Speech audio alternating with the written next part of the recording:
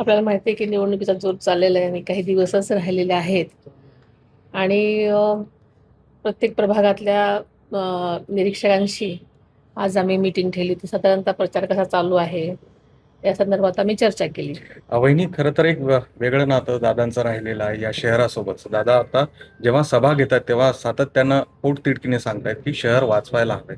कसा प्रवास राहिलेला आहे त्यांचा या शहराला जेव्हा ते वेळ देत होते? तुम्ही तो संघर्ष पाहिलाय, काय सांगा? आपल्याला माहिती आहे की आदरणीय दादांनी अगदी मनापासून जेव्हा आपल्या पिंपरी चिंचवडच्या निर्मितीमध्ये भाग घेतला, अनेक जण तेव्हा लहानपण असतील, मला त्यांचा प्रवास अतिशय म्हणजे जवळून माहिती आहे. कारण ज्या तिडकीने ते या पिंपरी चिंचवडच्या विकासात अगदी सुरुवातीपासून आलेले होते हो. आणि प्रत्येक गोष्ट करताना त्यांची या शहराविषयीची आत्मीयता आणि त्यांनी दिलेला वेळ, केलेला विचार, म्हणजे अनेक वर्ष पुढच्या विजन घेऊन त्यांनी या शहराचा विकास केला आणि अगदी स्वतःच्या मुलाप्रमाणे या शहरावरती प्रेम केलं आणि त्याचा सगळ्या दृष्टीने, फक्त एकाच नाही तर सगळ्या दृष्टीने कन्स्ट्रक्टिव्ह विकास कसा होईल बरोबर. यासाठी प्रयत्न केले आणि तो विकास करून दाखवला.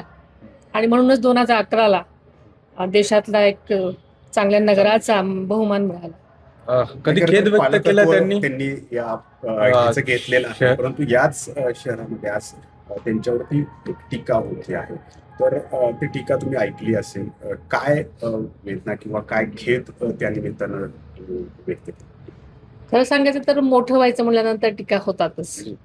आणि कुटुंबाला ह्या टीका सहन करण्याचं जेव्हा मोठे लोक होतात तेव्हा सहन करण्याची एक सवय लागून जाते. पण शेवटी आम्ही माणसंच आहोत, बरं. त्यामुळे वाटणाऱ्या गोष्टी आम्हाला ही भावना आहे त्यामुळे वाटतातच.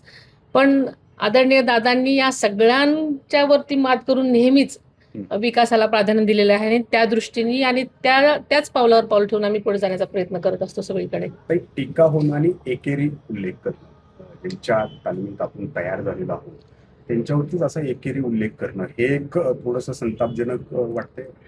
ज्या पद्धतीनं राजकारण ज्या वळणाकडे चालले ते पाहता.